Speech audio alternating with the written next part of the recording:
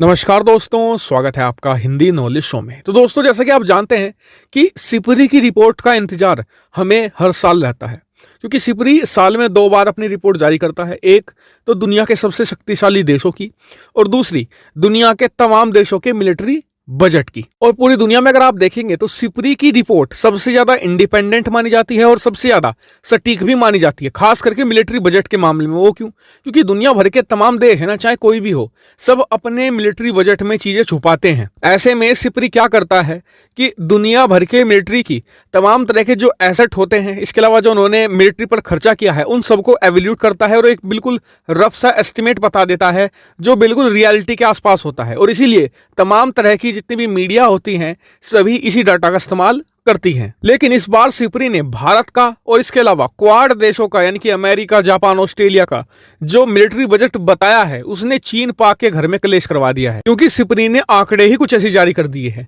चलिए मैं आपको बताता हूं डिटेल से आखिरकार सिपरी ने भारत के बारे में कहा क्या है।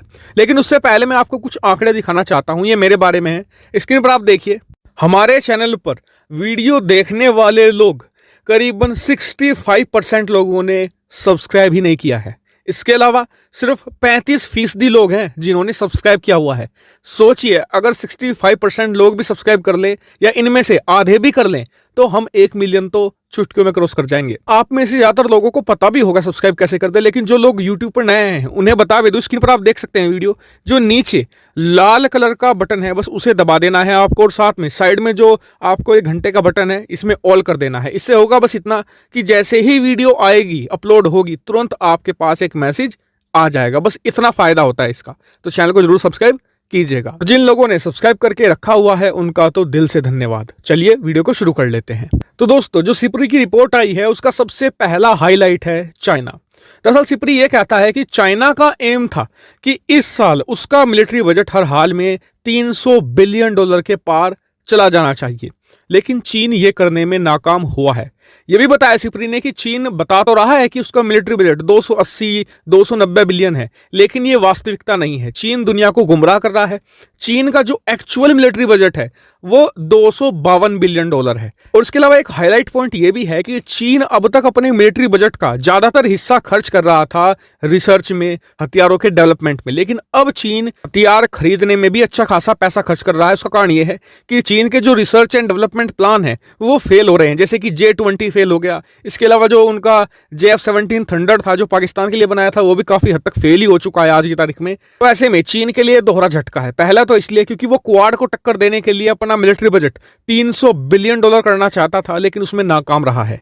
दूसरा ये कि चीन के ज्यादातर जो रिसर्च एंड डेवलपमेंट प्रोग्राम है वो लगातार फेल कर रहे हैं, इसलिए उसे ज्यादा खर्चा करना पड़ रहा है हथियारों के आयात पर। अब आ जाते हैं भारत के बारे में। तो भारत के बारे में सिपरी ने यह कहा है कि भारत का जो मिलिट्री बजट अनाउंस हुआ था अब से 1.5-2 महीना पहले, वो था करीबन $67 बिलियन, और मैंने इस पर वीडियो बनाकर आपको बताया था।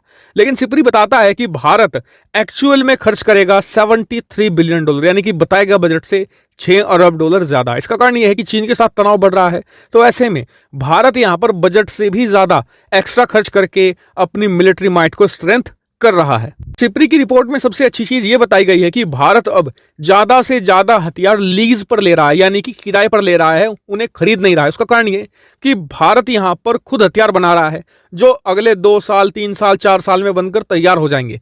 तो इसलिए भारत यहां पर कम खर्चा कर रहा है हथियारों की खरीद पर, और ज्यादा खर्चा कर रहा है हथियारों के रिसर्च पर, डेवलपमेंट पर, जिससे कि हम आत्मनिर्भर बन सके डिफेंस सेक्टर में। ये एक अच्छी पॉइंट है। लेकिन क्वाड के पर्सपेक्टिव से अगर आप देखें तो बहुत ही जबरदस्त साल है। क्यों? क्योंकि अमेरिका का जो मिलिट्री बजट है साल 2019 में था $650 अरब, जो अब बढ़कर हो चुका है $778 अरब, यानी कि आप कह सकते हैं कि $800 अरब के बेहद ही करीब है अमेरिका। वहीं अगर आप पूरे जो क्वाड ग्रुप है, जिसमें भारत, ऑस्ट्रेलिया, अमेरिका, जापान आता है, इन चारों देशों का मिलिट्री बजट अगर आप एक साथ कर दें तो ये जाकर बैठता है $930 बिलियन पर। जी हां।